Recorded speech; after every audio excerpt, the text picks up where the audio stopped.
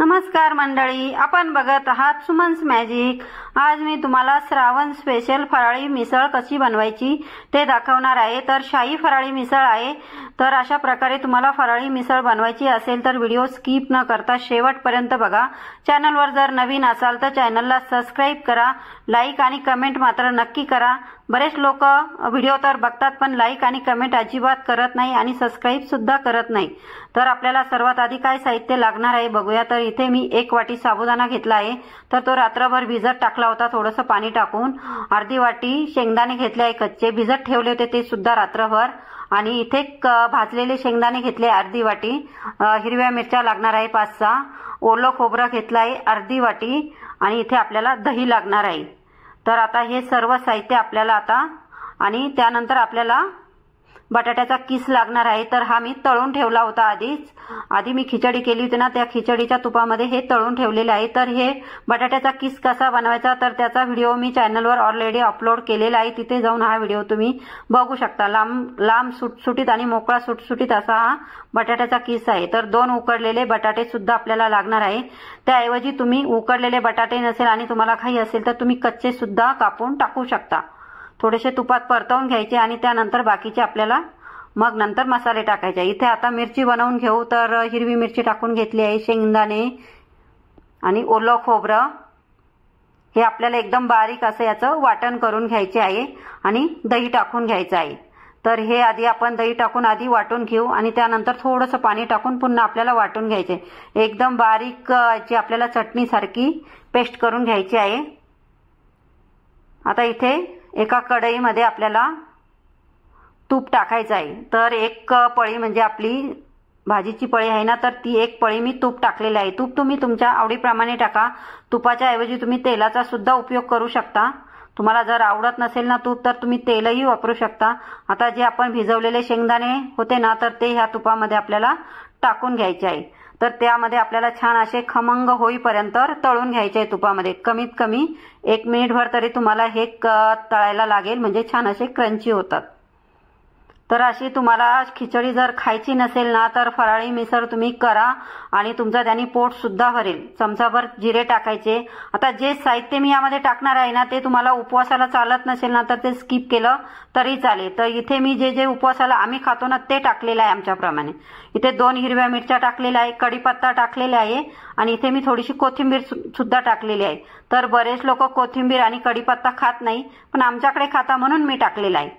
तर तुम्ही तुमच्या प्रमाणे तुम्ही ही फराळी मिसळ करू शकता। तर ही आणि कढीपत्ता आणि कोथिंबीरीने छान दिसेल तर यासाठी सुद्धा मी टाकलेली आहे। तर आपण जे आता वाटण करून घेतलं आहे ना ते यामध्ये टाकून घ्यायचं आहे। आता यामध्ये आपण गरम पाणी टाकून घेऊया। तर मी गरम पाणी करून घेतलं होतं आणि त्याच मिक्सरच्या भांड्या धुवून घेण्यासाठी त्यामध्ये पाणी टाकून मिक्सरचं भांडं धुवून घेतलेलं आहे। आता जसं लागेल तसं पाणी टाकून घ्या। फराळी मिसळ म्हटलं की ही जरा पातळच चांगली लागते, कारण जास्त घट्ट ही चांगली लागत नाही। तर भरपूर अशी पातळ त्याची आपल्याला पातळ करून घ्यायची आहे आधी भरपूर पाणी टाकून। तर जवळजवळ मी इथे 1 ते 1.5 तांब्या पाणी टाकलेलं आहे। आता यामध्ये चवीप्रमाणे आपल्याला पाणी टाकायचं आहे। तर याची आधी अशी आमटी बनवून घ्यायची आहे आपल्याला आणि 1 चमचा साखर टाकायची आहे। दही टाकलेलं आहे ना त्यासाठी आपल्याला साखर टाकायची आहे। दही खूप जास्त आंबट सुद्धा घ्यायचं नाही आणि कमी पण आंबट नाही, मीडियम आहे ना अशा प्रकारे। आता इथे आमटीला उकळी आली की नंतर त्यामध्ये आपण बाकीचं साहित्य टाकून घेऊया। पण उकळी आल्यानंतरच टाकायचं, आधी टाकायचं नाही। आता इथे जो साबुदाणा घेतला होता ना तो टाकून घेऊ आणि उकडलेला बटाटा। तर याऐवजी तुम्ही उकडलेला बटाटा तुमच्याकडे नसेल आणि तुम्हाला झटपट जर करायचे असेल तर तुम्ही किसूनही टाकू शकता, ती सुद्धा तशी सुद्धा चांगली लागते। तर आता याला आपल्याला 3 ते 4 मिनिटं उकळू द्यायचे आहे फक्त साबुदाणा शिजेपर्यंत, कारण आपला बटाटा तर ऑलरेडी उकडलेला आहे आणि आमटीला पण छान उकळी आली होती। आता फक्त साबुदाणा आपल्याला यामध्ये शिजवून घ्यायचा आहे। तर फराळी मिसळ अगदी तुम्ही 7 ते 8 मिनिटातच ही तयार करू शकता, अगदी घाईच्या वेळेत। आणि साबुदाणा असा खाल्ल्यानंतर खूप असा जड वाटतं ना, तर तसं फराळी मिसळनी वाटत नाही। तर तुम्ही ह्या श्रावणामध्ये अशी फराळी मिसळ नक्की करून बघा आणि माझे व्हिडिओ तुम्हाला कसे वाटतात हे सुद्धा मला कमेंट करून सांगा। जर आवडत नसेल तर तुम्ही नाही म्हटलं तरी चालेल आणि आवडत असेल तर हो म्हटलं तरी चालेल, मला काही वाटणार नाही। तर तुम्ही आता यावर थोडंसं आपण बटाट्याचा किस टाकून घेतलेला आहे आणि थोडीशी गार्निशिंगसाठी थोडीशी कोथिंबीर टाकलेली आहे। तर आता आपली फराळी मिसळ तयार झाली आहे। तर आपण आता ही एका बाउलमध्ये काढून घेऊ।